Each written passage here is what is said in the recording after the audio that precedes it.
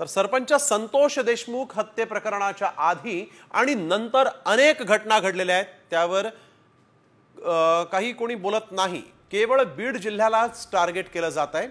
मंत्री पंकजा मुंडे यांनी या संपूर्ण प्रकरणावर आता प्रतिक्रिया दिली आहे। त्या दिवशी अशी घटना जिथे घडली त्याच्या 2 दिवस आधी, त्याच्या 2 दिवस नंतर, त्या क्षणाला या राज्यभरामध्ये कितीतरी घटना घडल्या आहेत, त्याच्याकडे आपण वळूनही पाहत नाहीये। बीडचं राजकीय पर्यावरण जे झालं, प्रदूषण जे झाले, ते सुधारण्यासाठी काय प्रयत्न? ते सुधारावं, अजित पवार यांनी सुधारतील आणि देवेंद्र फडणवीस हे सुधारतील असं ओव्हरऑल वातावरण आता दिसतंय। आणि जर ते सुधारणार असतील तर माझी सर्वस्वी त्यांना साथ राहील। आणि ते बिघडले असंही म्हणायला माझं मन जड होतं, कारण मी राज्यभरातल्या घटनांचाही आढावा घेते, त्यावर आपण नंतर कधी बोलू। आपण बघतोय पंकजा मुंडेंनी या प्रकरणानंतर आज प्रतिक्रिया दिलेली आहे।